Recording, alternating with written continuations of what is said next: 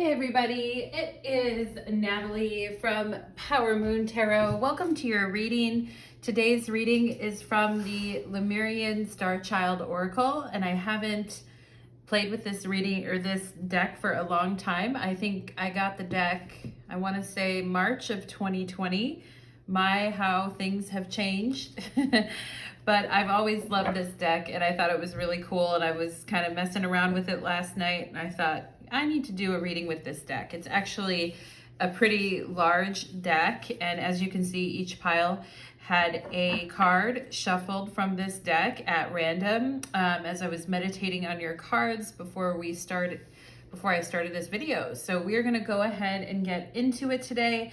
For those of you that are interested in a personal reading with me, details are in the description box for how to book one. And if you'd like a natal chart reading from me, there's also details and a link to my astrology website if you're looking to book another type of reading with me. So with that, we are going to go ahead and begin. The book is actually quite lengthy. If you get this deck, they have it divided into 8 different parts. And actually, I think it's 9 different parts if you break these 2 categories up here. But I mean, it is a 319 page and beyond. Actually, it's 340 pages and beyond deck or book to go with it. And so it's pretty cool. I don't think it's that cheap is the only thing. I can't remember, I got it so many years ago. But anyway, let's go ahead and begin. We have pile number 1 with the yellow tea light, and we have pile number 2 with the white tea light, and pile number 3 with the orange tea light. Hope all the Tauruses out there are having a beautiful birthday season. Happy Mother's Day to all the beautiful mommies out there. And let's go ahead and get into your guys' reading. Let's do it. We're going to start out with pile number 1. Okay. Pile number 1, welcome to your reading. You chose the yellow tea light, and today's reading is featuring the Lemurian Starchild Oracle. And you have a card from the deck, and we're going to see what theme comes up. And for those of you that are into Lemuria, Lemuria was just like Atlantis. So Lemuria is kind of like the Pacific Ocean version of Atlantis, and it's more complicated than that, but anyway, supposedly it's an ancient civilization, and I say supposedly because this is way before we could actually, like with the dinosaurs, we can dig them up and go, oh, there's a dinosaur, right? But anyway, a lot of people feel connected to Lemuria. I don't know why I just mentioned dinosaurs there, but let's go ahead and get into it. If you're interested, you can always Google it. There's some really good books on it. I read a book on it in my 20s. I didn't even know what it was. I just picked up the book and started reading it. And often that's how it goes. So pile number 1, let's see what this oracle has to bring to you. We have the 10 of Cups on the bottom of the deck, talking about peace and harmony, love, contentment, commitment, emotional security, okay, on the bottom of the deck with the 10 of Cups in this beautiful desert deck. Let's go ahead and see what your Lemurian message is. Ooh, we have flow. That's very nice with the 10 of Cups, isn't it? And it says, release control, divine will, oceanic consciousness. And this is very Neptunian, and it's the more positive side of Neptune, or the more positive side, because Neptune can also be very disruptive in our lives, in our consciousness. But there's also something very beautiful about being able to let go and find yourself, stabilize yourself and find yourself, and also let go in the chaos of life. Let go into the chaos of life without losing yourself. And that's maybe what you guys are working on, because sometimes we have to let go of control in order to really flow. Artists will talk about this too. I don't know, I don't paint, I don't draw, I'm not an artist, but artists will talk about being in that flow or being in that moment where things just kind of come to you and feel right and feel good, okay? And it's so funny because I'm seeing somebody's hand, like when somebody takes their hand, and look at, if you guys can see what I'm doing here, it makes like a little hole there. It's kind of interesting, like somebody holding their hand in a very perhaps stressful way or tense way, or even when parents do that sometimes and pretend their hand is like a puppet talking. Anyway, pile number one, I just have to tell you what I'm seeing. I'm just reporting the astral news over here, and I'm seeing two P's. I see the letter B, okay? And I see T and I see W as well too. So, and I also see an M. All right, and let me go ahead. I'm going to take a look at what it says, and then we'll look at your oracle cards. We'll look at your tarot cards. And this is a source card. This is source number 9. Number 9, of course, being, whenever I think of number 9, I always think of it as a very Jupiterian number. And of course, Sagittarius is the 9th sign. Maybe some of you resonate with that, but number 9 also talks about human consciousness and changing human consciousness as we go throughout life. So it's a very cool number. And I'm just going to go ahead and read a little bit here for you guys before we kick off number 31. And let's see, we have flow is on page 55. So their writing in here is pretty good too. So we have, okay, 55. We want page 55. Release control, divine will, oceanic consciousness. Other keywords, non-attachment, go beyond identity.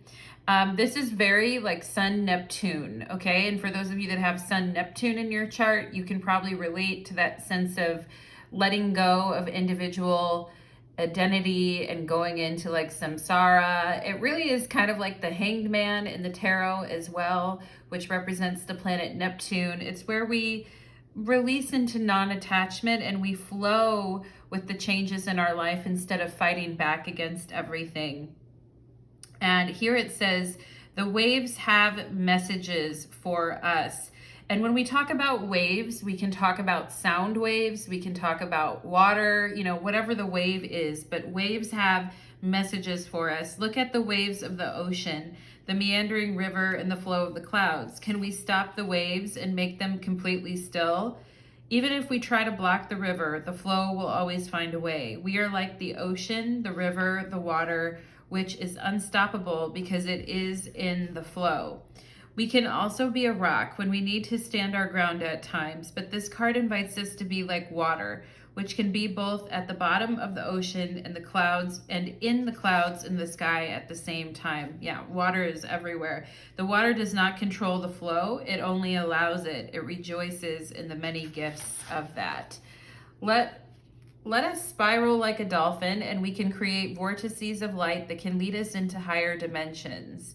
Okay, in our dolphin flow, we can be in Lemuria, Pleiades, Shambhala, Shambhala, the home of the ascended masters. When we are in flow, we see the need for trust. And I heard something the other day, you guys, talking about how trust is the same as having confidence in yourself, and that inner trust is a form of confidence.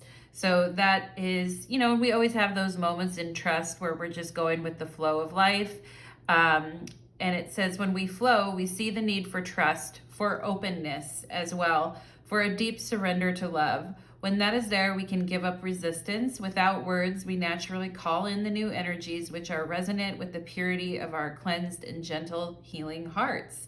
Now, with flow, there's not a need for a lot of words. There's not a need for a lot of, it's more emotional and it's more of a letting go.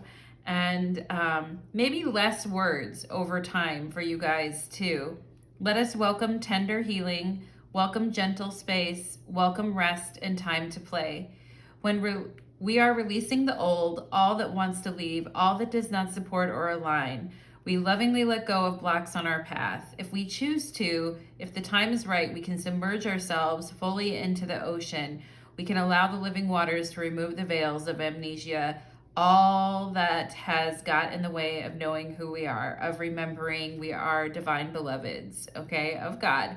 So this book gets very spiritual, a little on the spiritual religious sides, but the artwork on it is very beautiful, and hopefully it'll help, okay? You may start to see situation within your soul group from an ascended perspective, beyond all veils, this loving elevation above the dramas.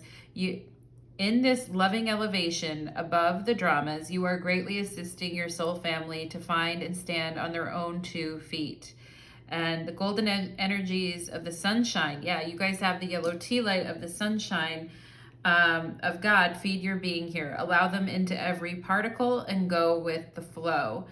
Hold on to this loving eternal place with sight of all things, all times. We peacefully see the living divine offers cycles of change, of transformation, and letting go. Okay? And the affirmation is, I surrender to the flow of love that is leading us back to source. Okay, it's pretty, this deck is, it says, rest and rejuvenate as you are greeted home and into this blessed repose of Shambhala. Here you are healed and nurtured by ascended masters. And anyway, this is a very spiritual deck where you're wanting to be open to flow, okay?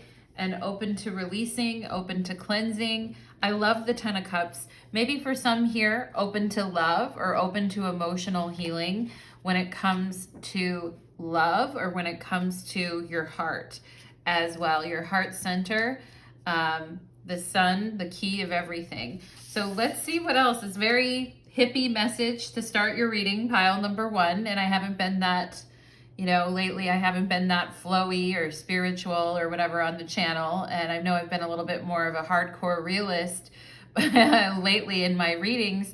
But, at times we have to bring ourselves back home to that inner flow, that inner dialogue that's peaceful and kind and gentle and not shaming and overwhelming, So we have here assistance with access. It is necessary to ask for help in order to receive it. Okay, so assistance with access to your flow, or assistance with access into a new phase into your life, okay? And maybe some of you here have a hard time releasing control. You have a hard time surrendering to divine will. And I mean, there's a reason why we're born into a physical body, and we have a name, and we have a body, and we have a DNA strand. We're a person with an identity, and the sun symbolizes that person with an identity. And sometimes, our identity can be, I like to be the one in control. I like to be the one that is, because when I'm out of control, I feel lost, I feel anxious, all this kind of stuff. And also too, like, I'm the decider, or I'm the one that's ultimately, gonna do everything. And maybe some of you here have a hard time asking other people for help, or opening up to other people for help. And so there's a gentle nudge, I feel, pile number 1, for you guys to kind of work on that. We have Unicorn. Use your intuition to make beneficial changes. And, sometimes that just involves sitting in meditation for a moment and saying, what energy does life have to offer me right now? Because different phases of our life offer us different things. Like some phases of our life are offering, falling in love again, 10 of Cups. Some phases of our lives are offering, chances to gain more knowledge and move up and feel more stable and contented with the amount of money we're making, or the amount of, success we're having. Some phases of our life offer ultimate surrender and spiritual enlightenment, but not a lot else, and sometimes that can feel empty or feel like we're being locked out of paradise. And I see, like, here with this unicorn, a little bit of a sad unicorn. Have you guys been a little bit sad, pile number one, and perhaps this sunlight here with the yellow tea light is here to kind of cheer you up and bring you back to your usual kind of sunny, uplifted self, okay? We have wreath here, sorrow over a loss. Yeah, yep. And, you know, sometimes we need like rituals, or we need things to kind of commemorate the things that have happened. And her expression here too with this assistance with access, you know, some of you here could be going through an actual loss, like a loss of a loved one, loss of a family member, loss of, you know, a parent, grandparent, child, whatever it is, you know, there is some heaviness, I feel, pile number one. And those are very heavy losses. You know, if you've gone through a loss of a family member or someone you really loved and had, you know, a lot of commitment and rapport with, those are some heavy losses, you know. And I understand if you don't feel like going with the flow and you don't feel like just letting go of everything, you know, but I do think there is a space for you that is more uplifting and more in tune with what you're feeling emotionally. We have the 6th house and sustainability. So the 6th house is where we have to ask ourselves, is this mental state I've been in? Is this emotional state I've been in?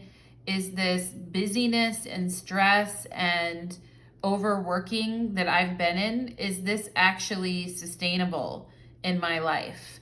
And is this actually like something I can continue to do long term? Or how sustainable are the things that I'm currently doing in my life when it comes to your body, when it comes to your mind, when it comes to your health? You know, the 6th house is a house of health, pile number one. And we have to ask ourselves, like, you know, staying in such a stressful place, or staying in a place where we're constantly spinning our wheels, or we're constantly like, you know, trying to obsessively solve something all the time, or trying to obsessively win at something all the time, or trying to kind of invoke our will on things by overworking or overdoing, or these types of things, pile number one. We have to ask ourselves, like, how sustainable is this for me? Like, is this healthy for me? And that's something that the 6th house has us really looking at. Like, how sustainable are these mindsets? Is my health? Is my well-being? Considering everything I've been doing. And, you know, I get the sense that some of you have been feeling kind of low, pile number one. And hey, I've been there myself. You know, I definitely am not telling you to just, you know, smile and trudge on with life. And perhaps that's what you guys have been doing. But flow implies a state of ease and calm and relaxation and balance and happiness and peace, you know? And I think that as we get older in life, this is card 44, you know, maybe some of you are in your 40s, or you're just thinking about, here's number 10. Perhaps you're thinking about the next 10 years and you're in your 30s and you're thinking about, you know, what's going to happen when I get to this age, and how sustainable is the life that I am living. And do I like the life that I'm living? And does this feel right for me? And so the unicorn, I love that the unicorns are here though, pile number one, because I feel like you guys are like very unique or different, special, etc. And I really do feel like you bring a lot to every situation that you're in. And I feel like people have around you maybe have said, hey, have you been feeling down lately? Have you been feeling lost or down lately or upset lately? And you're like, no, I'm okay, you know. But one thing to really ask yourself, like, are you, how do you feel about, you know, how do you feel about kind of going it on your own and not really sharing with others what is going on within you, okay? And so the 6th house really asking you to look at, like, are the habits, are my daily habits, routines, is my mindset aligned? Am I, you know, is this all worth it? Might be a big question. And sometimes life can feel like a puzzle. Pile number 1, I totally get that. Let's go ahead and see, what advice does Spirit want to bring pile number 1 right now? What advice? What the 6th house can also be kind of boring. I mean, it's not the most exciting house out of all the houses. You know, it's a house of service. It's a house of, you know, getting your shit together. It's a house of, you know, taking care of your health, which can feel, you know, can feel a little, the 6th house can feel a little lonely because it's not getting any light from the ascendant. It's in a quincunx relationship with the ascendant. But anyway, let's go ahead and see for my pile number 1s. Let's go ahead and see for my pile number 1s. What is the advice here? What is the advice here for pile number 1? What's the advice? Okay, pile number 1. We have the King of Swords on the bottom of the deck, which, you know, the King of Swords is very well informed, but also there could be a lot of thinking and a lot of analysis and a lot of perfection. You know, like, I have to get this right. I can't remember everything. I can't remember everything, but I have to get this right. You know, and the 6th house can also be where we're training for something, or we're training against some type of competition. In Vedic astrology, the 6th house represents competitors. It represents things that we come up, energy that we come up against, that we feel we have to be very well prepared for. And we have, you know, if we're going to face a competitor, we want to make sure that we have all the details, all the facts, all the information. We know exactly what we're doing. We're 100% on our game. And, you know, that can be exhausting. That can be mentally draining and exhausting.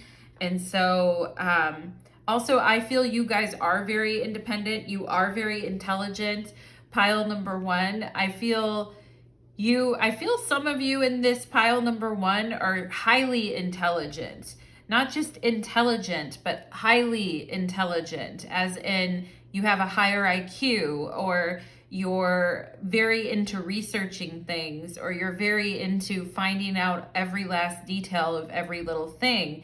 But, you know, sometimes our own mind can be so overactive and so powerful. Like, those of us who have a very busy mind, but also a very powerful mind, may find that sometimes flow states are harder to achieve, you know? And I do think it's saying something about that. We have the 8 of Cups, slow and low, letting it go. We have the 8 of Pentacles. Yep, there's the Virgo energy that I was harping on a few minutes ago. I felt like I'm speaking to the Virgos out there.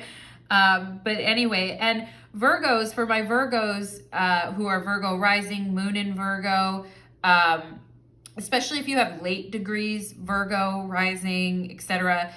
Neptune is opposing. Neptune is in, you know, some of the more, I think it's at 23, 24 Pisces, if I recall. Anyway, Neptune is getting into those last 10 degrees of Pisces. And some of you, if you have Virgo in your chart, I'm sure you're feeling that Neptune. You're feeling that Neptunian energy to release or to go or to, and I feel like it's like you guys are saying, look, I'm working so hard at developing something here for myself. I've been so tediously and laboriously taking care of every little freaking thing. And she's painted every single little crevice here. She has painted. And she's made them exactly the same, and you know, no one else can do it as good as her, right? And so there could be some perfectionism here that Spirit is wanting you guys to look at and address right now, that the Lemurians are wanting you to, you know, to look at. And the Eight of Cups and the Eight of Pentacles are very different energies. They're both eights, okay? 8, but they're not really, you know, one is completely engrossed in what they're doing, and the other one is disheartened, you know. And perhaps you have been very engrossed in what you've been doing, or you are a person who is very engrossed and detailed in what you do, but at the same time, you just haven't been feeling it. And it could be because it's been one, like you try so hard, but it's one thing after another, or it's people not really helping or paying attention, or, you know, making you feel like your efforts are worth anything, you know. And I think for you guys, the consistency and the habitualness of a job well done is very satisfying to you. But also, you guys may master things very quickly, get bored, and need to move on. And that's the flow of life. And maybe some of you are going, hey, I worked so freaking hard on this. I worked so hard on this degree. I worked so hard on this fucking certification. I worked so hard to get to where I am today. And here I am just walking away from it all. Like, I don't like it anymore. You know, and that happens. That definitely happens in life. And some things we can continue doing out of a sense of duty, but we don't find any joy in it. We don't find satisfaction. And, you know, while life isn't a factory of joy, we can't do that forever. It's not something we can do forever. We have the King of Pentacles. So being concerned with building a practical, solid foundation, here with this King of Pentacles. And, you know, perhaps there is somebody that can help you, because we have this assistance with access. And perhaps there is somebody, a teacher, a friend, a mentor, a lover. You know, some of you here, I feel like, have been working very hard on yourselves, like your own self-healing journey or your own life journey. Like, you've been putting in the work, pile number one. But I also feel like you're getting lonely or tired, or you're getting fed up with something. Okay. And perhaps this King of Pentacles here can actually help you with something, or actually, you know, help you put everything together. And so anyway, the King of Pentacles in the tarot is representing Virgo. Now, all the kings in the tarot are associated with the mutable signs, but the kings all radiate fire as well. They're all associated with the world of absolute and have to do with fire. So the King of Pentacles in the tarot is the fiery part of earth, or sorry, it's the earthy part of fire. So it is the earth. Yeah, I'm just keep saying things wrong today. You have to excuse me. Pile number one.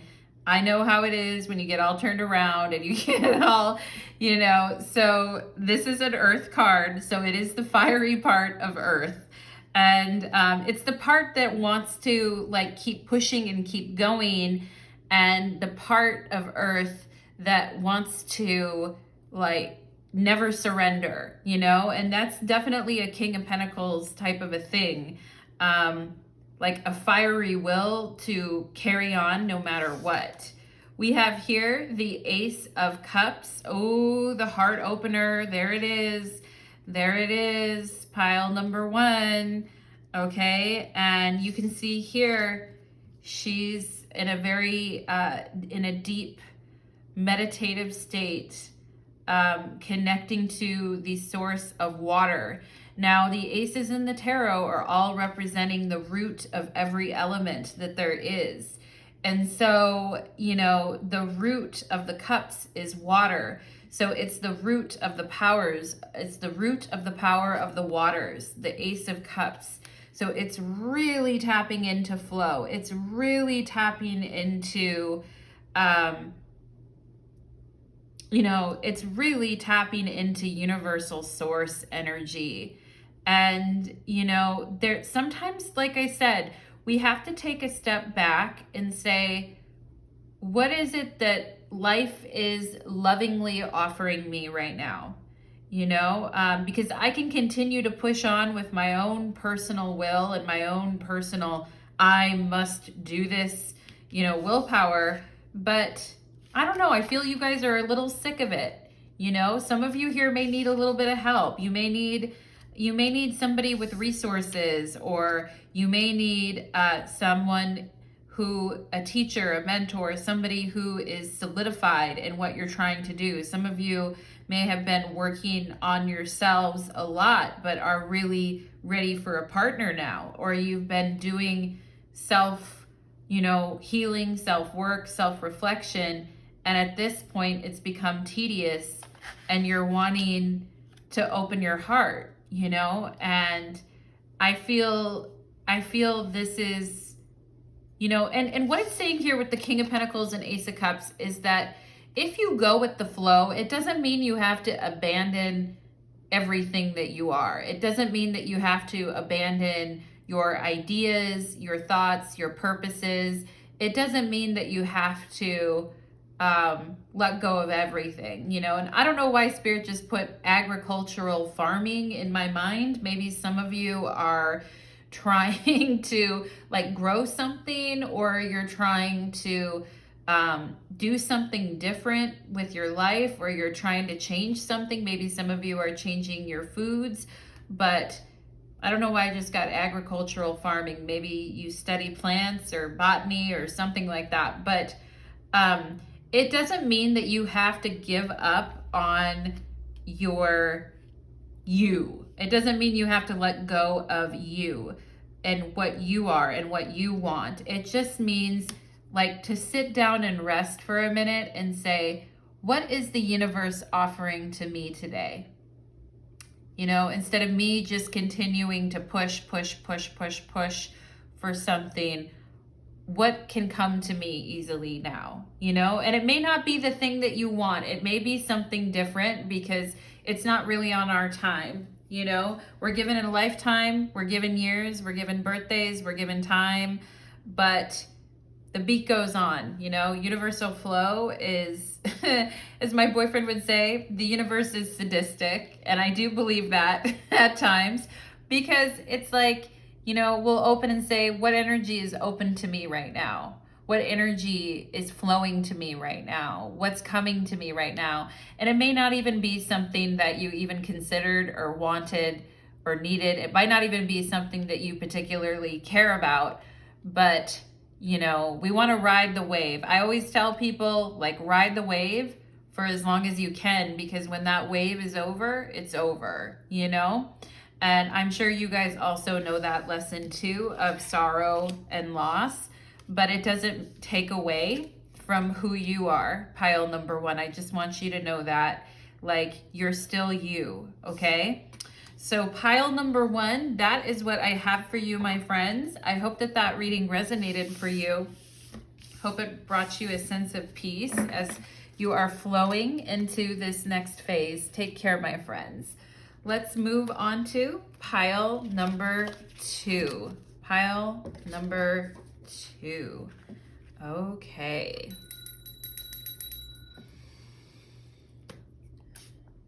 Little spray. Here we go. Let's do it. Pile number two, welcome to your reading. You chose the white tea light, and today's reading is based on the Lemurian Starchild Oracle.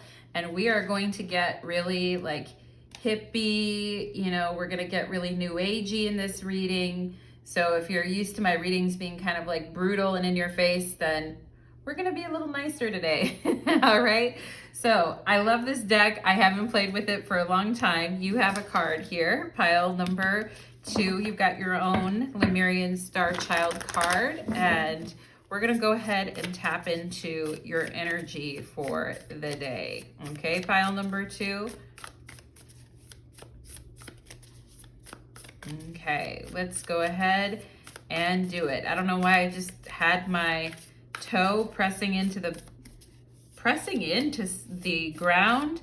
Some of you, your toes may be scrunched up or you're holding tension in your body, in places in your body that it's okay for you to release that tension and realize the parts of your body that are tense, okay? High Priestess on the bottom of the deck, of course, pile number 2 coming through already, extremely powerful. Probably some really powerful intuitives, light workers, psychics in my pile number 2 already.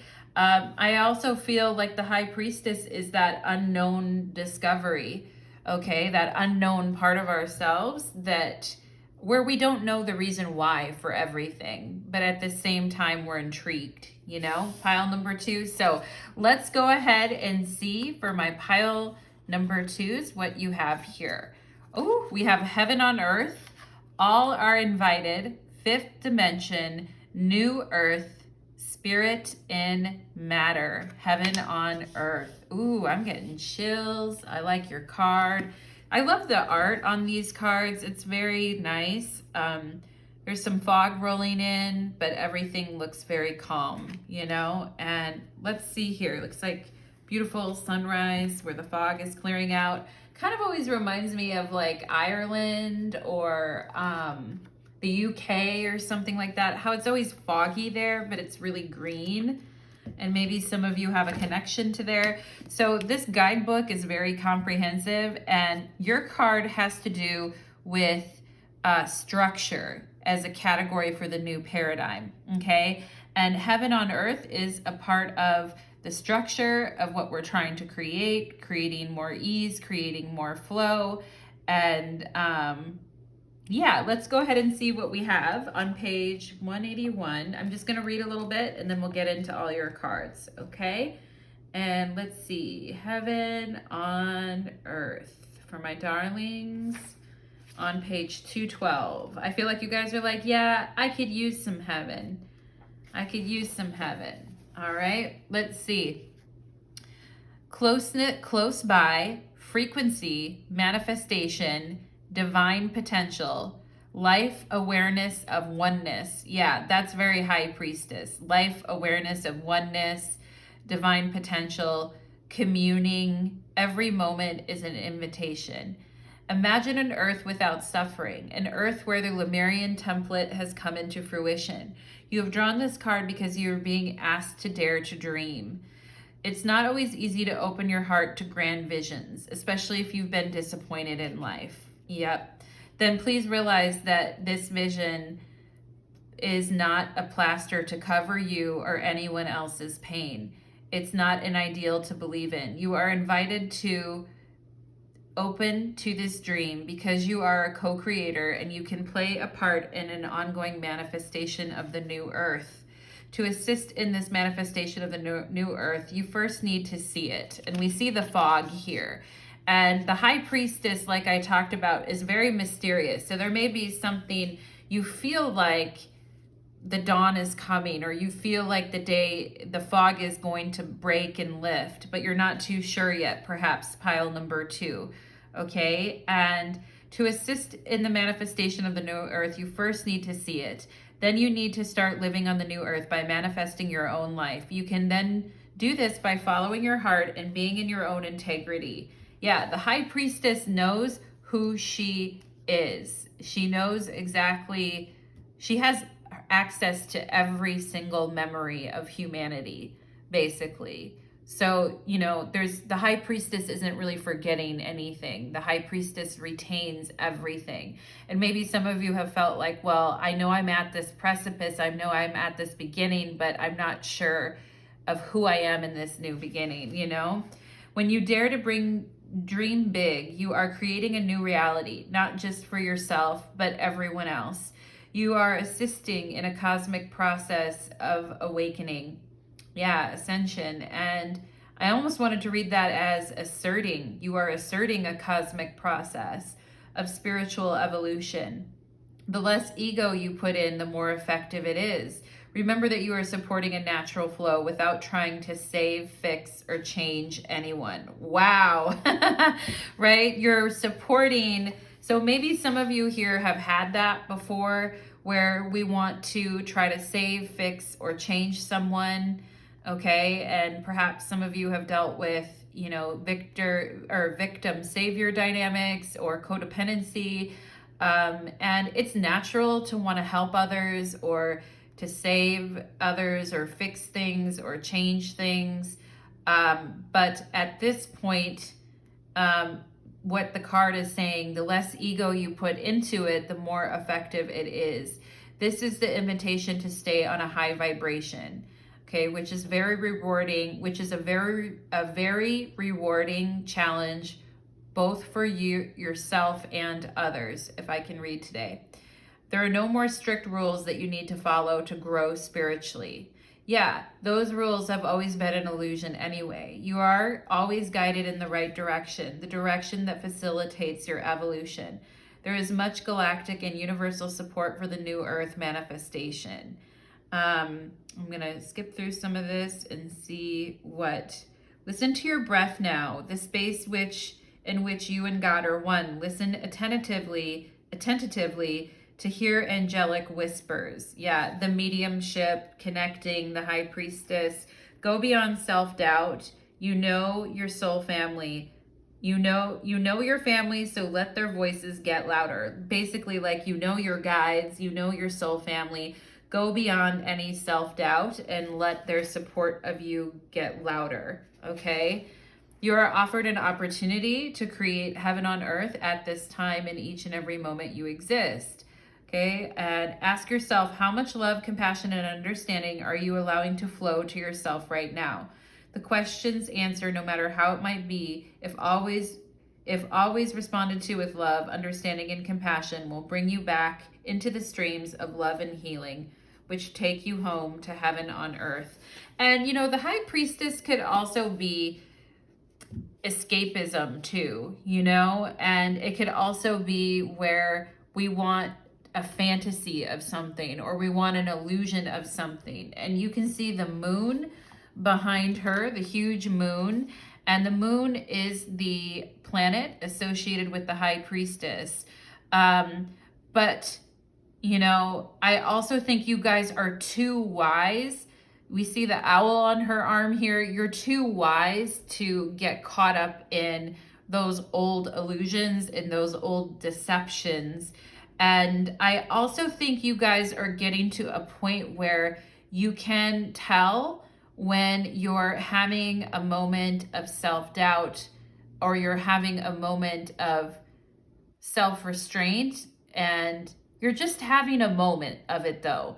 You're letting it pass you by. You're not gonna stay there forever. And that's the gift of, you know, becoming more conscious of yourself as an emotional being, you know, and that's definitely a high priestess type of a thing. And look at underneath there is the magician. So I feel you guys have a lot of access to power, you know, to universal power, to universal flow.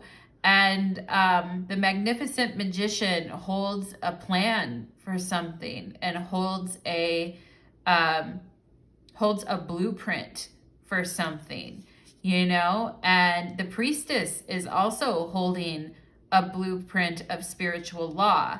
So, you know, I also feel some of you here, like, you know, I met my match, or I have met my match, or there is somebody, for some of you here, you could go, you know, I met somebody that's kind of like me, or I met someone who's very spiritual, or I feel like I met my match in something, okay?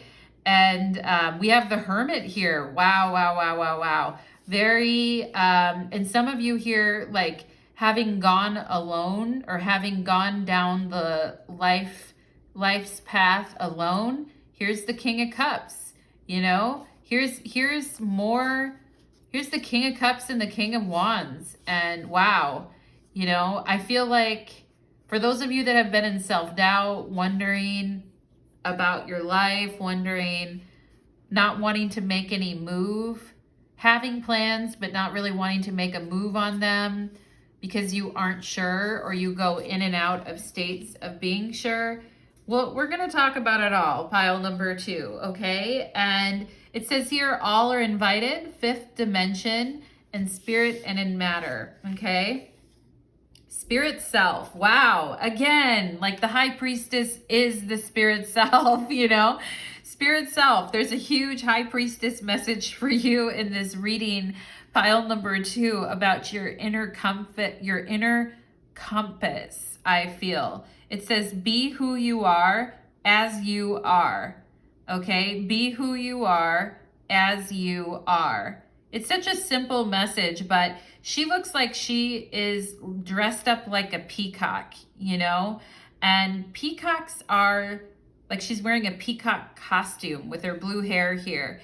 And peacocks are very assertive. They are indeed like very like majestic, assertive. The feathers on the top of their head make it look like they're wearing a crown. And they're very noticeable, different, special, unique, and they're not afraid to kind of show that. And I feel some of you here may have been hiding with the high priestess, hiding your skills or hiding something you're hiding about yourself. Some of you may be extremely talented or gifted at something, but you've been plagued by self-doubt, or you've been plagued by,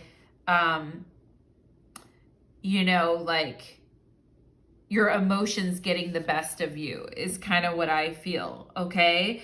But it says here, like, be unique, be you, be a peacock, strut your stuff. And let's see, we have your spirit self is a peacock. Like your spirit self is very sure of who they are, is very different, is very unique, and also at times can be challenging to others too. And that's okay.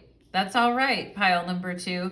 We have crib here, birth or conception. Woo! Birth or conception of a child or an enterprise. Yeah, so an enterprise as well. Like I said, some skill or some offering that you guys have that is extremely powerful and comes from a very unique place within, okay? So birth or conception of a person or an enterprise. And, you know, heaven on earth is about inviting like new energy in. And perhaps you guys have been wanting to invite new energy into your life here, but it's just been, it's been suspended, or it's been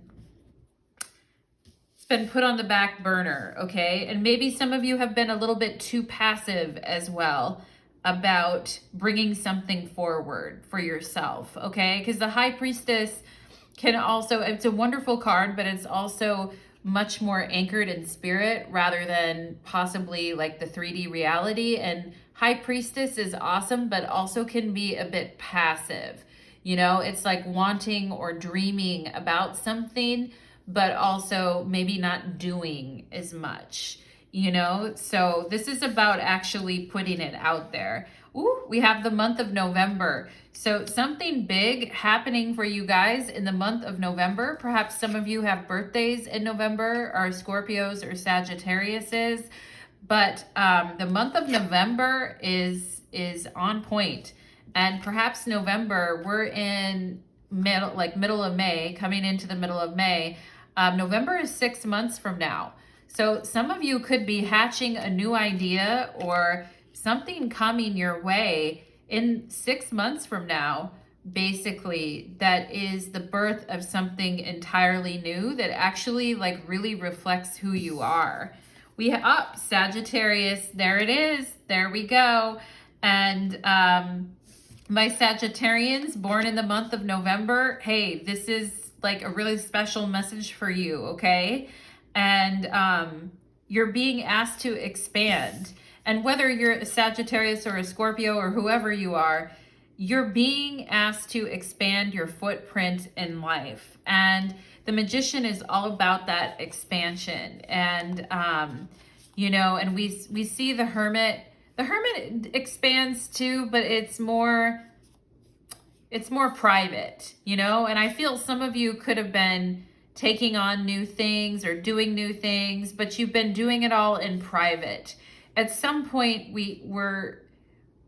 I just heard aching for the big reveal, you know? At some point there is like an opening or a big reveal of something in your guys' lives. And perhaps some of you would like to travel. Perhaps some of you would like to learn something new. I really do feel, though, you guys have been working on something consistently in your life, and it's time to stop hiding. It's time to stop keeping yourself small with that. Okay, pile number 2, there's some consistent dream that you've had. And for some of you, this may be a business that you do on the side. It may be something that you do outside of your regular job. There's some talent that you guys really have to get serious about here and expand upon, because there is, there's something brighter out there. I feel there's a brighter future, a happier future out there. Pile number 2 for you, okay? And I'm going to go ahead and get some cards here for you, okay? Some of you may be looking to expand upon an idea, to travel for an idea that you have, to expand upon something you're currently working on, or expand upon, like maybe some of you just want to get out into life more, and you just want to create a life that's more adventurous for yourself, okay? She's holding an apple here. Sagittarius is also ruled by Jupiter, which is the planet of education and knowledge, of course, along with Mercury. Mercury is more analytical, but Jupiter is more about expansion and, expanding your knowledge on something from here to November, and then it's time for the big reveal. Or perhaps there is something you need to do by November, pile number 2, right? Because it's all about the magic. It's all about that window that is open. I feel from now till the next 6 months, there's a window open for you, pile number 2, and it's up to you. Are you going to hold back in self-doubt? Are you going to hold back in apprehension? Are you going to hold back a dream that you've been having? Or are you just going to push it out there, So let's see, pile number 2. Let's go ahead and see. I just heard do or die time, like sometimes we get into that, and it doesn't have to be this huge stressful thing, but I also just think you're, something is coming big for you here, pile number 2, to expand. Let's see, what is the advice here for pile number 2? What is the advice here? Your spiritual self is very strong. I just want you to know that, pile number 2. It's very, very strong. Your connection to the spiritual realm is very, very strong. But something needs to come out of you, like physically, I feel. All right. We have the 2 of Pentacles here, which could definitely talk about, Jupiter's in the background, because Jupiter in Capricorn rules the 2 of Pentacles, or is associated with the 2 of Pentacles. Of course, Jupiter is debilitated in Capricorn, but Jupiter has a lesson to learn in Capricorn. And, sometimes we're like doing too much, or we're doing something on the side, but we're doing something robotically every day, but then we're wondering, when is it ever going to come? And that's a very 2 of Pentacles type of a thing. Let's see. Also, it shows me that you guys, for those of you that have second side hustles, or you've got a second stream of income going on, or you've got things that you're trying to change financially, materially, things that your dreams, that your big dreams that you're trying to harness. I feel like, here we go, pile number 2, okay? Here we go. We have the, here we go now. We've got the Prince of Swords, which is the Knight of Swords. And that's a big push with the Knight of Swords. We have the 6 of Wands. Yeah, release the arrow, out into the wilderness. Let's go. The Knight of Swords and the 6 of Wands are extremely active energy, extremely determined, and extremely and the angels are helping. You see the 3 angels here, and the angels are like, let's go. They're handing you the reins, and they're saying, pile number 2, let's move it. okay? The thing is, I feel, is that your mind has been very uncertain. You know, your mind has been very worried or uncertain. I feel like you guys have been studying something or studying the trend of something.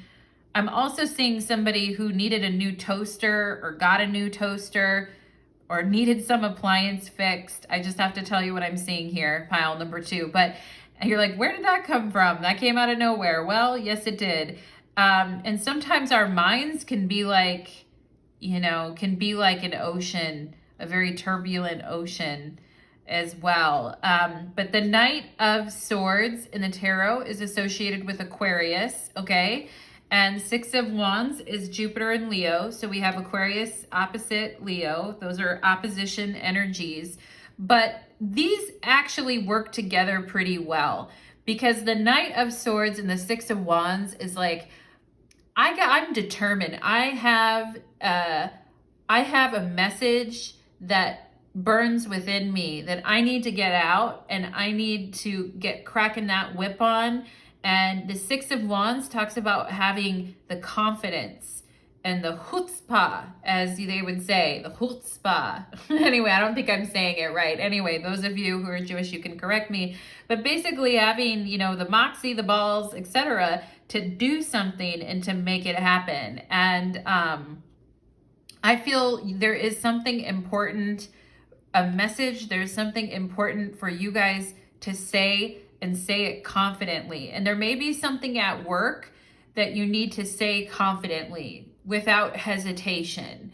And the Knight of Swords can be like very distracted, or very, like, I feel some of you may feel that people will take your points or take your words out of context or dismiss them as off color or something. Perhaps some of you grew up in families like that, where you wanted to talk a lot, or you had a lot to say, or you had a lot of opinions on something, but you never really felt you could share, and I do feel like people are going to listen, though, pile number 2. And I do feel it's time to speak up confidently about what your plan is and what you're doing.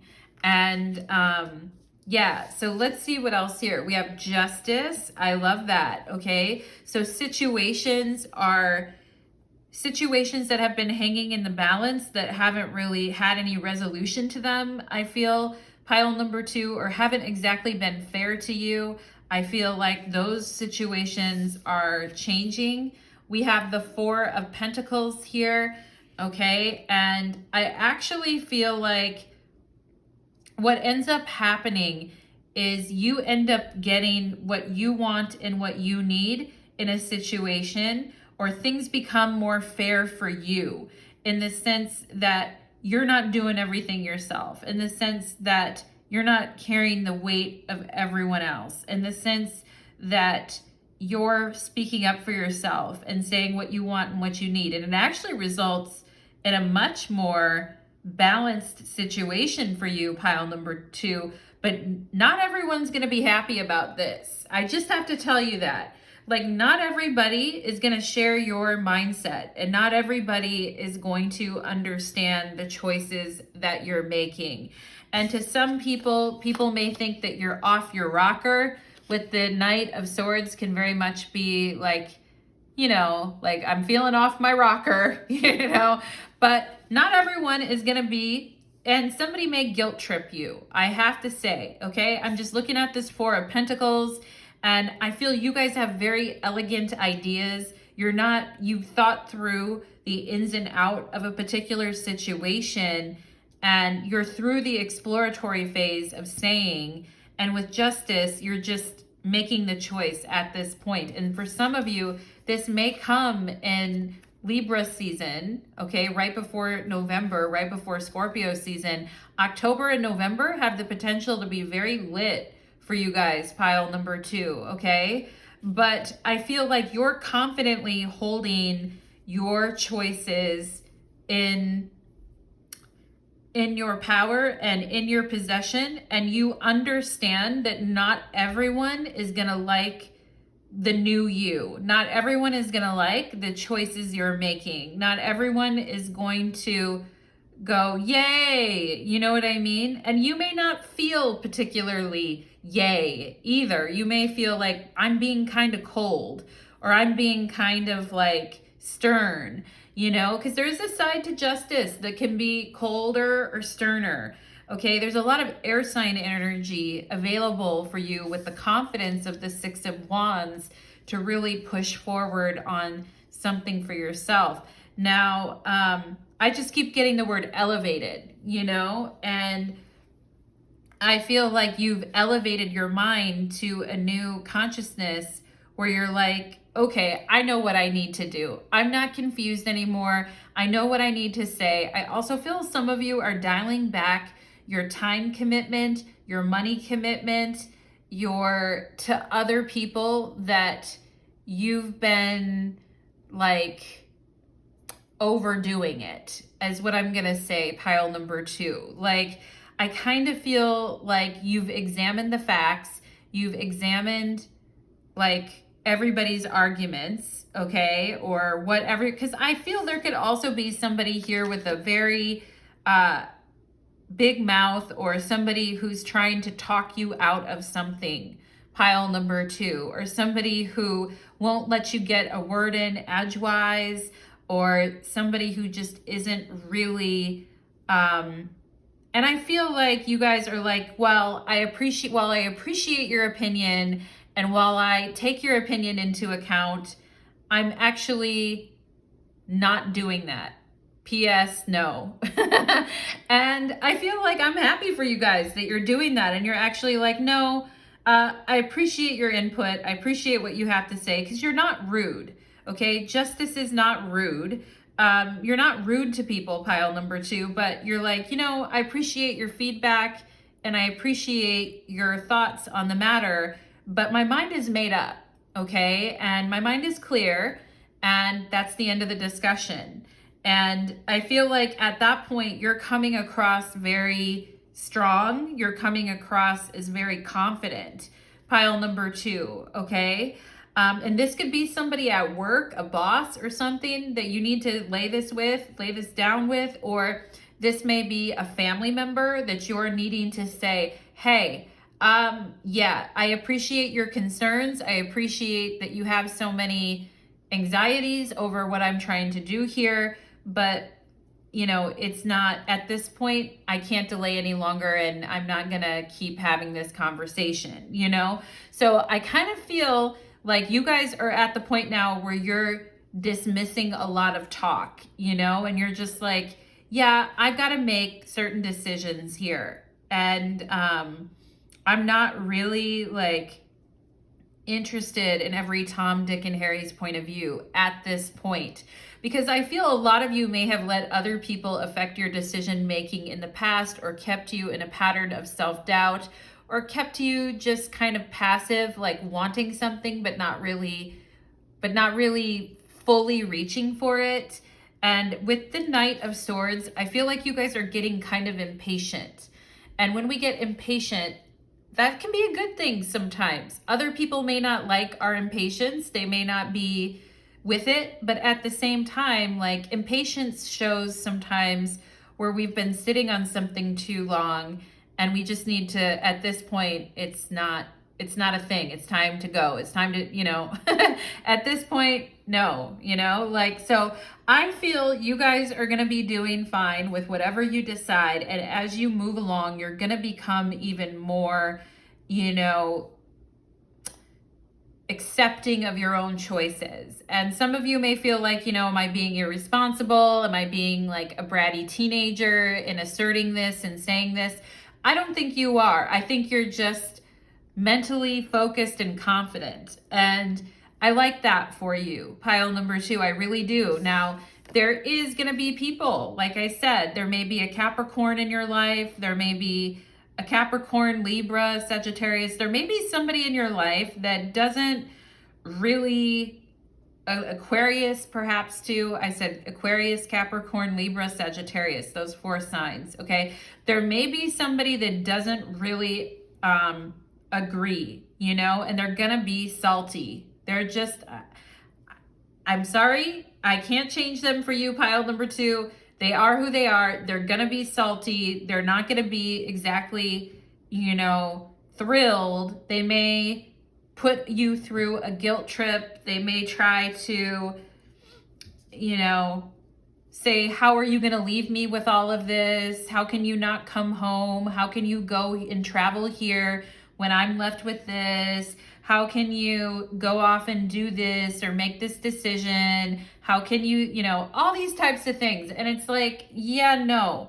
So unless we're talking about young children, then it doesn't really apply. Like at this point, you know, people are like, well, pile number 2 is leaving me with the shit end of the stick here. And it's like, no, I don't think so. I don't think so, pile number 2. And I feel for a lot of you creating heaven on earth for yourself and getting back to this card here about, you know, peace and happiness and creating heaven on earth is all are invited, you know, other people can make their own heaven on earth too. And if some people just want to be miserable, that's their prerogative. If that's how they want to live their life, or if they just lived their life. For those of you that are dealing, I'm just getting something now. For those of you that are dealing with aging parents or parents that rely on you too much or parents that get pissed when you want to leave or go. Okay, I'm just getting something on that. Everybody has a chance in their lifetime to build the life the way they want. Now, that doesn't mean we don't have limitations. That doesn't mean we don't have Saturn, 4 of Pentacles. It doesn't mean that we don't have challenges, but everybody gets a shot at life, essentially, okay? And it's time to shoot your shot, pile number 2, okay? And if other people don't like that you're shooting your shot, then they should reflect on why that is for them, okay? And sometimes we have to disappoint other people, or sometimes other people have to be disappointed. You know, sometimes we're just gonna disappoint. In our quest for expansion, we may disappoint other people. And that's life, you know? And that's the downside of expansion, you know, like growing beyond something or growing beyond a family member or growing beyond a friend group or growing beyond, you know, as our consciousness expands, as our life expands, we're gonna grow beyond certain things. We're gonna grow beyond old versions of ourselves too, okay? So pile number 2, this is what I am getting for you, my friends. I'm getting very like, you know, stern in your reading and, you know, my usual, like older matronly advice here. Anyway, pile number 2, but we are talking about heaven on earth. We are talking about something good. And maybe that's something you guys have to remind yourself of is, hey, we are talking about something good here, right? We are talking about something beneficial for me, right? Yes, we are, pile number 2. Yes, we are, my friends, okay? So thank you so much, pile number 2. And we are going to move on to pile number 3. Let's do it. Let's do it. Okay.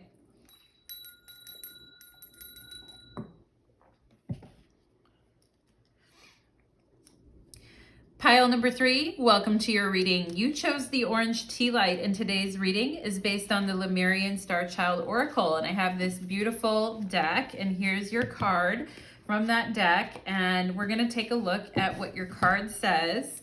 And I just was playing with that deck the other day, and I was like, yeah, I need to bring that into the channel, okay? So pile number 3s, thank you for being here, my beautiful butterflies. Let's go ahead and get into it. All right, I just heard stirring the pot. Somebody could actually physically be stirring something in a pot, but I'm also hearing about stirring a pot, or somebody talking about someone not having a pot to piss in, you know, sorry for the crudeness, pile number 3, but anyway, something about a pot, okay? Anyway, pile number 3, I just have to tell you because I got that image and I just heard the word rattlesnake as well. So perhaps some of you were watching something about snakes, or you had a dream about a snake, or whatever you had going on there. Maybe you saw one on a hike or you heard one. But pile number 3, let's go ahead and see what is going on. Perhaps some of you with rattlesnake have been dealing with a betrayal, or somebody who wasn't who you thought they were, or perhaps you've dealt with a lot of dangerous types of personality or characters years ago or at one point. But I feel like you guys have moved on. Here's the 6 of Swords, okay? And he kind of doesn't really look like he has a pot to piss in, I mean, hell, a lot of us don't have a pot to piss in. Like, when I say pot to piss in, it just means like, I feel like I don't have a home, or I feel like I don't have like a lot of possessions. I know a lot of people have been giving up their possessions. I gave up all my possessions in 2020. When I moved, I literally walked out of my apartment and gave up everything. So, I mean, the 6 of Swords can definitely be that moment where we're like, I don't have a lot, but I have myself, and I have my integrity, and I have my, my mind is clear, and I'm comfortable with the choices I'm making, and, it's time for a change. And the 6 of Swords can also talk about coming from a very difficult, tough spot and then realizing that things are getting better, So pile number 3, very interesting energy. 6 of Swords is a lovely card. It's probably the most lovely out of all the swords in general, So let's go ahead. I got to get my mind right? Pile number 3, that's like about getting the mind right. Let's go ahead and find out your Lemurian Starchild Oracle card. We have Inner Child Attunement, Go Within, Listen, and Loving Parenting. Very interesting, because we are, it's Saturday here, and there's one day, and we'll be hitting Mother's Day. So perhaps some of you are moms watching this, or a parent, or you're wanting to be a parent, or you've been thinking about your relationship with your own mother, or your relationship with your own children, or you're just needing to be that positive parent within yourself in order to really listen to yourself and listen for what you need and what you want for your peace of mind. Okay, so your Lemurian Starchild Oracle is talking about inner child attunement. Okay, and your card represents the category of unity. Okay, so we're going to be looking at, let's see, page 65, and we are on the topic of unity and inner child attunement. Okay, let me just find, I'm going to read a little bit here, and then we'll get into your oracle and tarot, not terror. We'll get into your tarot. Anyway, if I can talk today, Mercury is retrograde. Anyway, I remember the last time I felt like a child, embracing the pure joy of creation, uninhibited self-expression. I realized that this time is now, as I embrace all of myself multidimensionally. Okay? When did you last run or laugh for no reason? When did you last cry to release your emotions? For me, it was last night, pile number 3. I'm proud of myself. I don't cry that often, but when I do, I'm always like, good, it's like I got through that. It's like going to the dentist, you have those moments. But anyway, when did you last cry to release your emotions? When did you last forgive yourself for acting childishly in relationships? Yeah, yep. And, perhaps that rattlesnake I saw at the beginning, that snake medicine of talking about, getting hurt and then hurting someone back, or this type of thing, or when you were in an argument with someone and you didn't really act the way you would have wanted to. Okay, but when did you last forgive yourself for acting childishly in relationships? The little one that is playful, foolishly wise, and deeply emotional is connecting with you. The little one is the gestalt, the archetype of the inner child. To accept this connection, create a loving heart space for your inner child by going within. To receive this inner child attunement, hear the calling of Lemuria. Allow the experience of being a Lemurian star child lying underneath the night sky. In the Lemurian oneness, one is returning to the new earth. You feel completely loved and held. And for those of you who have challenging aspects to your moon, I would say moon square Pluto, moon square Saturn, opposing Pluto. For those of you that have a Scorpio moon, okay, the moon is in fall in Scorpio. For those of you that have moon Neptune, like these are all challenging moon placements, and the moon, of course, having to do with family and childhood and mothering and mothering the inner child. Those of you that have challenging moons in your chart, you know what I'm talking about. I'm right there with you. I have a challenging moon in my chart as well, but I just want to acknowledge you, pile number 3, and say, hey, what's up, you know? Please accept this loving connection to your inner child, for it benefits you in many ways. Whether you want to let go of past issues, you want to grow, you want to heal, or you want to step into your full potential, your inner child can assist you. Your inner child wants to give you inspiration to develop your creative and artistic side, to find new ways of solving problems. That is amazing. Feel free like a young dolphin swimming in the oceans of Lemuria. This is how you make a loving connection with your inner child, okay? And if you're being, okay, as a dolphin, you let go of any built up repression from being overly molded to fulfill the ideal image from any human caregiver. So, you know, these two look a lot alike, this mom and daughter, they look a lot alike, but, you know, sometimes that's cool, but like there can be built up repression from, we repressed our inner child, or our parent repressed our inner child, because they wanted us to fulfill an image, you know? And in the flow of the ocean, your breath is like flowing water, light that liberates all emotions. Allow your loving space, if they come and go, up, deep emotions of abandonment and rejection. Yeah, my darlings, the abandonment would be the moon Pluto, and the rejection would be the moon Saturn, okay? So that these burdens can also be taken away from you, knowing that your pot of light family is around you. If you are being called to work with children, this card is a confirmation. It can also be called that you're being called to work with the inner children within adults, whether that's, you know, therapy, healing, whatever it may be, pile number 3, okay? And you're being called to work with people as part of your life path. When their nervous system and emotional system shifts into the state of a younger age, you can bring them back to the oceanic flow, okay? This inner aspect might get your attention in situations that remind you of childhood. It might get triggered when you relate to certain people, especially children. Yeah, a lot of people find that they're like not really cognizant of some of their trauma, but when they have children, it all of a sudden kind of comes back, you know? These are amazing opportunities to go back to Lemuria, to the oceanic flow of oneness. When you feel this love and care for your own inner child, in this compassion, it's much easier to find a response that is loving but firm if necessary. Know that the Palladian Lemurian dolphin guides are with you no matter to what degree to which you see, hear, or feel them.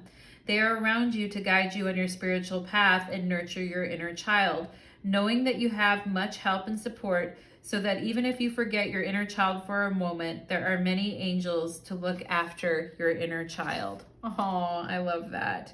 As I open to my inner child wounds, I am also opening a door to their joy and innate happiness. Yeah.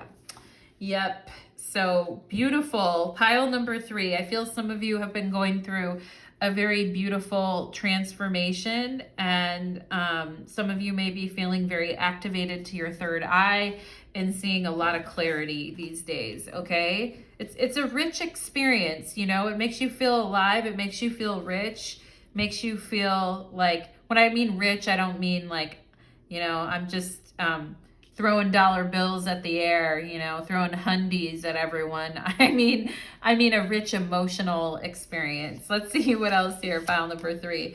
The unknown. Knowing the unknown. Wow, that is stunning. And that looks like a huge high priestess in front of you. And it also kind of looks like the de Triomphe in France. But anyway, the unknown, knowing the unknown. Yeah, clarity, Six of Swords. You know, being comfortable with knowing the unknown. Wow, interesting. Very like, what's the word when things are like very symbolic? It's very symbolic. Ooh, the whale. Wow. You guys coming really strong through with the Lemurian energy. Some of you here may already identify with Lemuria or feel like you have a deep connection to Lemuria because the dolphins came through. Now it's the whales. And this whale says great worry over nothing. Okay. And that Six of Swords moment where we're coming out of the Five of Swords and we're like, you know, I'm okay. That wasn't so bad. Like, you know, I'm good mentally. I'm all right. Like, I feel safe again. I feel in my element again. And whales are extremely emotional and emotionally intuitive. And they can leave behind certain like sonic waves in places that they have traveled to and hear that song or hear that, you know, hundreds of miles away. There's something they do with their sonic waves or their singing. I forget, but whales have I forget the exact specifics of it, pile number 3, but whales have, they're so interesting. They can travel up to 12,000 miles a year. Perhaps some of you like to travel around, or you're very curious, or you like to change up your world at different times to kind of get a different feel of different places and things. And, you know, whales have to be secure because they're some of the biggest predators on this planet, but they're also, so they feel secure in who they are and no one's going to come and eat them or whatever. But at the same time, like maybe perhaps a little isolating for the whale, pile number 3, but there's great worry over nothing. You know, everything's okay. We have hand, in need of help, assistance, or guidance. Yeah, and I feel it said here when I was reading your Lemurian Starchild Oracle, talking about you guys helping other people with their inner child attunement, or helping other people, or maybe someone helped you. You know, maybe some of you went to a seminar, or you went to like a whatchamacallit, when you go to a retreat or something like that. But putting the hand out, right? And you know what's so funny about Lemuria? Oh my gosh, you guys, I can't believe I just saw this. But on this hand, there's a huge M, okay? It looks like a huge M. You can see it right there on the card, okay? And they always used to say, if you have an M like that on your hand, all right, if you've got a similar M on your hand in that pattern, like it's an indication that you are from Lemuria or you have connection to Lemuria. But I cannot believe that because Lemuria used to be called the ancient land of Mu, M-U. It's like the original motherland, pile number 3, the original motherland. And this hand on it has that M on it, and Mu for Mu. So that just tells me, pile number 3, that just confirms to me even more that you guys have assistance from Lemuria, and that you're very connected to Lemuria. And perhaps some of you have the M on your hand as well, and that indicates a connection to Lemuria. You know what was interesting for me, pile number 3, when I was getting really into like Atlantis and Lemuria, I was far more into Lemuria. Far more. I don't know. For Atlantis, it always seemed kind of cold to me, or it always seemed very like technological, or I don't know. Something about Atlantis just wasn't all, you know, just didn't resonate with me as much as Lemuria. But maybe perhaps some of you have had a similar thing going on. But to me, this is like help from Lemuria, saying, you know, you're a part of the Lemurian family, or you're a part of that original culture, or your spirit was a part of that original culture, pile number 3. And perhaps some of you have been helping others because the healers are from Lemuria, you know, and the healers and it's funny to me because sometimes I feel like Atlantis is more about progress, which we do need progress, you know, as a human culture, we need technological progress and we need to find ways to coexist with this planet in a term of progress.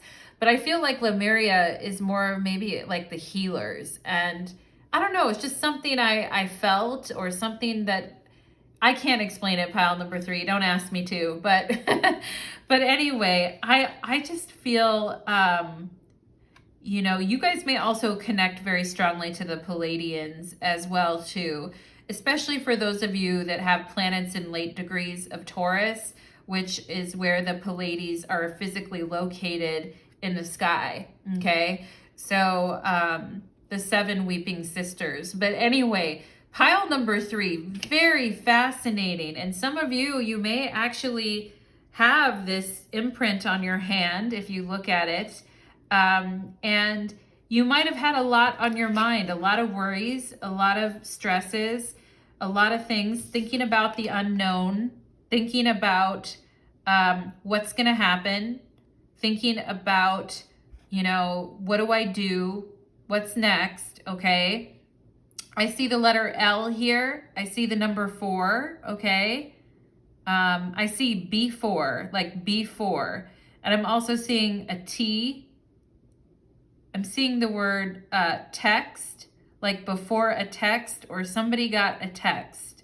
All right. I also feel like I'm seeing the initials LN, or somebody who has LN in their name. All right. And I'm seeing T, B, and E here. Okay. And I feel like I'm seeing Tibet here too. Maybe some of you have a deep connection with Tibet. But wow, pile number 3, very interesting energy here for you guys. And Lemuria, the whale spirit, dolphin spirit, very connected to Lemuria anyway. You know, these things really are a part of you, I feel. Some of you here may be very, like, extremely beautiful mothers, or empathic mothers, or, you know, I'm seeing the word page here, Paige, page, or page, okay? But some of you here may be very empathic. I'm also seeing Leah, Lea, or somebody's name that ends in Lea. Very empathic, very beautiful, very, like, you know, calming souls and very beautiful souls. And some of you may feel like, you know, hey, I'm actually really neurotic. You know, I worry a lot about shit, that nothing really comes to pass, but I worry, you know, drive myself crazy over stuff. And maybe some of you also really worry about your kids a lot. I'm seeing Alda, A-L-D-A, or a name that ends in A-L-D-A, okay? Maybe some of you really, really stress, or you worry. I'm also seeing a female child with curly hair, with super curly hair. But what I just have to say, pile number 3, is, you know, some of you may keep this worry inside a lot, or you may just, you know, continue to carry on even though you're being pained over something, or you're being worried over something, but you know that this too shall pass, and you're trying to help others, or you're trying to, you know, help here. I'm also seeing H's like in Hannah, okay? But I mean, I feel like you guys are getting more comfortable with the unknown, though. You're getting more comfortable with going with the flow. You're getting more comfortable with, you know, leaving behind turbulent mental stress and moving into a more unfazed approach, like unfazed by the things that come up. And perhaps you're wanting to travel lightly. Perhaps you're not wanting to have a ton of possessions. Perhaps you're not wanting to burden yourself with too many things, you know, because at some point, if we have so many possessions, our possessions start to possess us, you know, and The Six of Swords is very much an energy of free and clear of something, okay? Wow. Ninth house exploration. Some of you here could have a particularly strong ninth house astrologically. You may have several planets there. Or you may be having a very epic ninth house transit. I see card 47 for those of you that are around that age. But like the inner workings of the spiritual temple or the spiritual temple within, the inner knowledge, the inner spiritual knowledge that comes with, sometimes like discovering things about ourselves or putting something under the microscope or seeing things with new eyes or not being afraid to look at something. And the ninth house in astrology is spirituality. It is our belief system. It is our spirituality. It is about travel. It is about searching. It is about those dreams and visions and goals. Also, the ninth house shows a person's ability as a magician or as an astrologer. So the ninth house is a very important, and Vedic astrology would tell us that the ninth house is the best house out of all the houses. Perhaps the first house being the best since it's literally you. But the ninth house is a very, nice house. And not all of us have had, positive, happy-go-lucky experiences around religion and spirituality. Some of us have really had our faith tested. Some of us have, have been around people that repressed certain things in us. And that came up in your Lemurian card here, is growing up around caregivers who possibly their intention was good, or possibly they were trying to do the right thing, but they ended up suppressing a key part of yourself or a key part of your own internal navigation, pile number 3. And some of you, I feel like, are wanting to explore your spirituality and explore more about your inner child or healing, or perhaps you engaging in that type of work. The ninth house is also very shamanistic. And the whale spirit is an explorer. Like whale can travel up to 12,000 years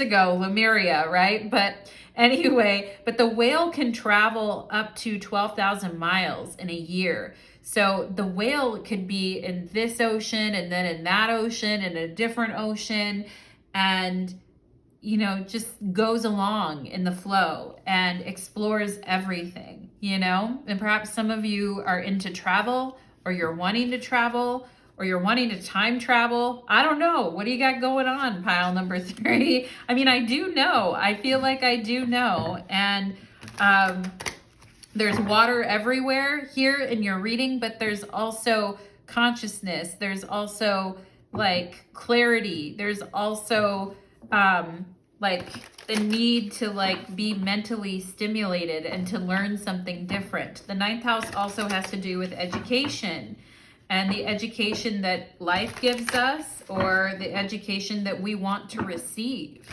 Okay. And sometimes it can feel like we're like, the whale can tend to travel alone. So it can feel like we're out on an island by ourselves, right? And maybe some of you are really looking for your spiritual family, or you're really wanting to connect with spiritual soul family, and I like it.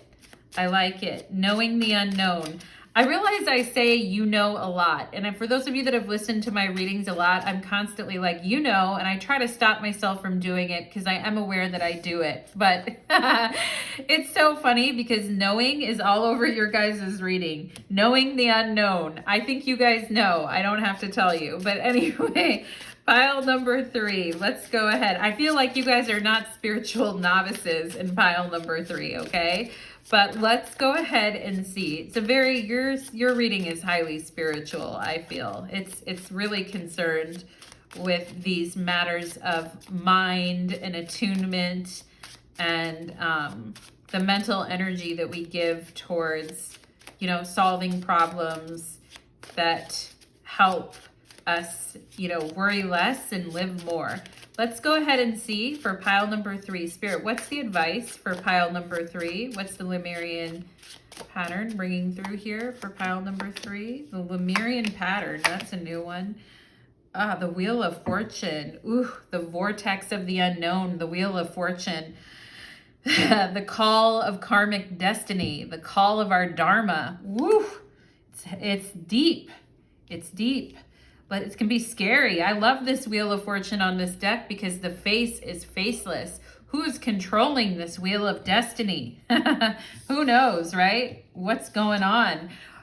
Being comfortable in the unknown. We have the 3 of Wands. I'm an explorer, okay? And you guys are. Hey, I'm an explorer. I love adventure. I love to, this is an Aries card, Sun and Aries card. I'll be the first to go, you know? And maybe some of you like being out in nature and being nude at times, or wearing very few clothes out in nature, or you're like, yeah, you know, when I'm out in nature by myself, I'm like, why do I gotta wear these clothes anyway? But let's see, we have the King of Wands. Oh my, okay.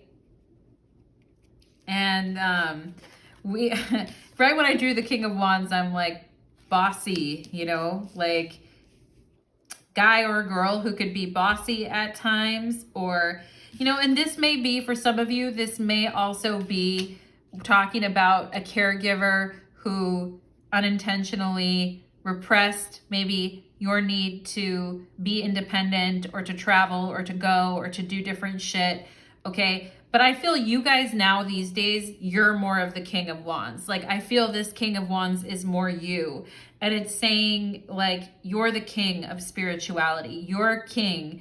You're the one holding the power here. Pile number 3, okay? And your confidence and your power and your ability to project strength, spiritual strength is really fabulous, okay?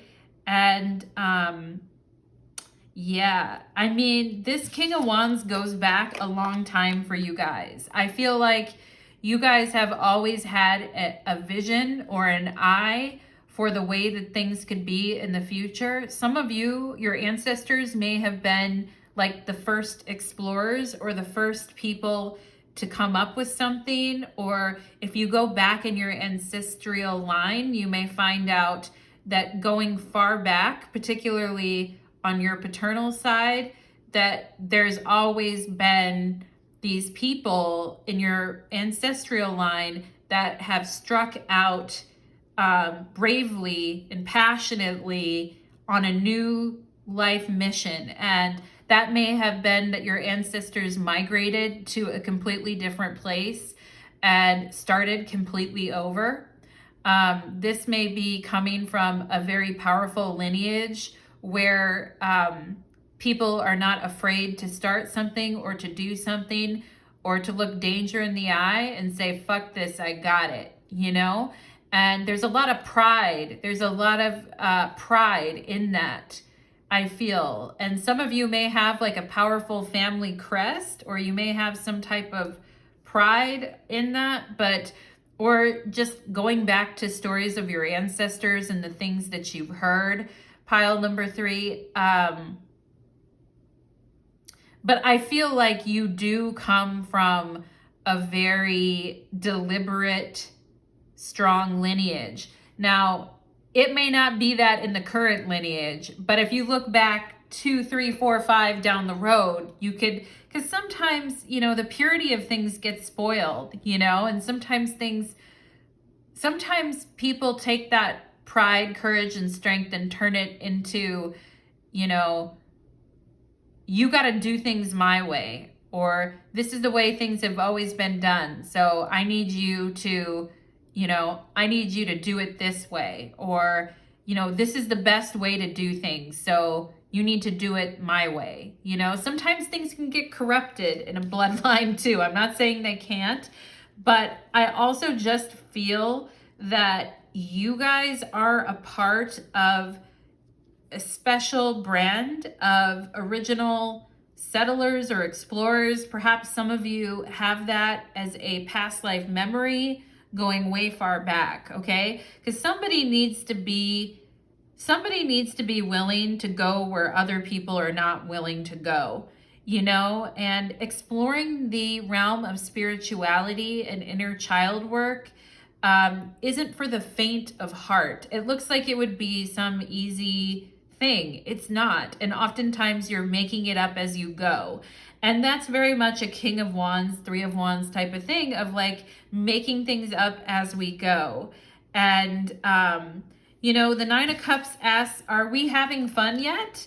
And hopefully you guys are, because I feel like all of this inner exploring and passion that you're tapping into is like, you know, it's good. Like, it's very, very healthy for you.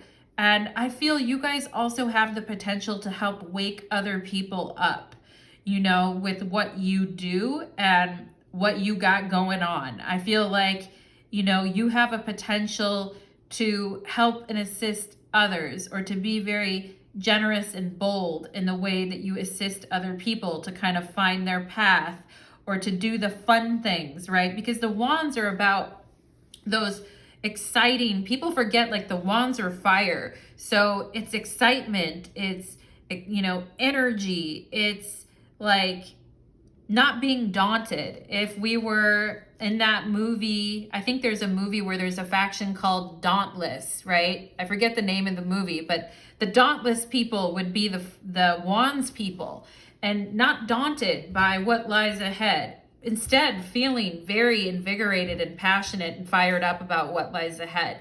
And, you know, and actively like enjoying yourself. The Nine of Cups is representing Jupiter in Pisces, and it's the Lord of material happiness. So you're at your best when you're at the forefront of things, leading things, trying new things, exploring, doing things people haven't done before, helping others to find and re-engage with their passion in life. Like, that's when you guys are really, when you're really feeling on fire and connected to your life, is what I feel, okay? And it's like, I'll lead the way. And and the Nine of Cups is very generous too, is very, and perhaps, you know, perhaps you haven't always felt other people being very generous with you. Perhaps pile number 3, perhaps at times you felt other people were very closed off and selfish. And I think one thing you guys always want to portray is being somebody who's very, and is being somebody who's very open and generous, you know? And I feel like you are, pile number 3. You are very open and generous. And yeah, it says here, in need of assistance, help, and guidance. And I feel like you guys are more than willing to do that. Some of you here may be teachers, with the 9th house highlighted with the King of Wands. You may be teaching something or guiding people in some type of way, okay? And, you know, having good teachers and good guidance is so very important. And also having teachers and guidance where people do not suppress us, but instead encourage us to bravely put ourselves out there and be the best that we can be. You know, oh, pile number 3, we have the 3 of Swords. And I feel like what happens, like, these are all so much invigorating types of energies, and so happy and proper and upright and continual, you know, the 3 of Wands, the King of Wands, and the Nine of Cups. And then we have the 3 of Swords. And this is where I feel like you guys, this great worry over nothing. Now, I feel like some of you also could have met somebody that feels very in line with you, or very on mission with you, or very on brand with you, however you want to put it. But also, I feel like when you guys meet people that are like-minded, you're like, is this too good to be true? And when is the bottom gonna fall out? Okay? And like, because I feel you guys with this Wheel of Fortune, you've been on the high side of life, and you've been on the low side of life, you know? And things can start out incredibly dynamic with tons of promises made, having a lot of fun, and then the bottom falls out, you know? And I'm seeing the word grape, or somebody may be having grapes, or I'm seeing purple here too. But anyway, I feel like it's like, boom, just when I get going, just when I get like my groove, just when I get into my confidence and into my flow and into my thang and all of that. And then boom, you know, disappointment, something happens to knock me off my high horse, you know, and some of you may have experienced a lot of that. And, you know, things that you thought were going to be like incredibly amazing. It's like you were lucky to basically leave with nothing, you know, or you were lucky to just get out of there with what you had, you know. And I feel like, you know, you've seen the highs and lows of human experience, pile number 3, and you've seen how well-intentioned people can break other people's hearts, or people that actually have good intentions for others hold others back from discovering who they really are and what they really want and need, okay? And some of you could have had that in your parental relationships. You know, with the 3 of Swords, we can also be talking about some betrayal or something that really stung, you know. And I feel like for some of you here, life is getting good, or it's turning a corner with the Wheel of Fortune, or things are getting better. But then you wonder, like, you know, we have the 7 of Swords under the Wheel of Fortune. Life is a fickle beast at times, you know, like life can be extremely fickle and there's a lot of ups and downs, okay? But I also just feel like, you know, if the day is good and things are going well, be grateful for those moments. And I always feel like you guys want to be grateful anyway, you know? And even if you're going through a hard time, you're still able to help other people, or you're still able to remain positive, pile number 3. But also I feel like sometimes tending to your own pain and disappointment, or tending towards some of the things that have been emotionally exhausting for you, especially from the past or from when you were a child, is necessary, you know? And I feel like maybe sometimes we don't want to do that, or we don't want to bring down the vibe, or we don't want to bring down the good time, or we don't want to, you know, we don't want to rain on anybody's parade, or you know, you don't want anyone raining on yours. I feel more like you're okay if people rain on yours because you can handle it, but I feel a lot of times you guys don't want to rain on anyone else's parade, and you may hold back from showing your feelings even if you are feeling them, okay? And so going like with the whale spirit of your emotions and being tender and feeling comfortable showing that, maybe something new for you guys, especially we talked about those sensitive moons, or having a very sensitive moon, okay? But it also just feels like, you know, when I finally reach my happiness, am I gonna be alone? And maybe some of you are thinking that, but I also feel like there is a more spiritual side of you that is like, it's not when I reach this, it's the journey, not the destination, right? And sometimes the journey has bumps and bruises along the path, or has ups and downs, you know? And helping people find happiness and helping people find strength and courage and happiness after pain and heartbreak may be something that you guys are very good at doing, pile number 3, okay? And life can be elegantly sorrowful at times, but life can also be, you know, show the greatest side of our nature as well. And you guys being able to stay proud and engaged even in when you've been going through pain is huge. I feel pile number 3, okay? And I feel you guys really need to be appreciated for the contributions that you've been giving to others, whether that's your time, your money, whatever it is. I do feel like appreciation for your efforts is needed. Keep being the beautiful soul that you are, pile number 3, okay? And if you're asking yourself over and over, is this too good to be true? Is this too good to be true? I don't know. Let go of the worry, okay? and talk to someone about it, or chat with your guides about it, okay? But let go of that, because great worry over nothing just means that we're gonna start realizing we need to focus on mental peace more, you know? It's not something to beat yourself up over, but if you're like, you know, everything turned out okay, why did I torture myself like that? You know, you're gonna work through those energies and work with your inner child to work that out, I feel. Pile number 3, okay? So that is what I am getting for you, my friends, in pile number 3. I hope that that reading resonated for you, and I hope everybody enjoyed their reading today. I wish you all the best. Take care.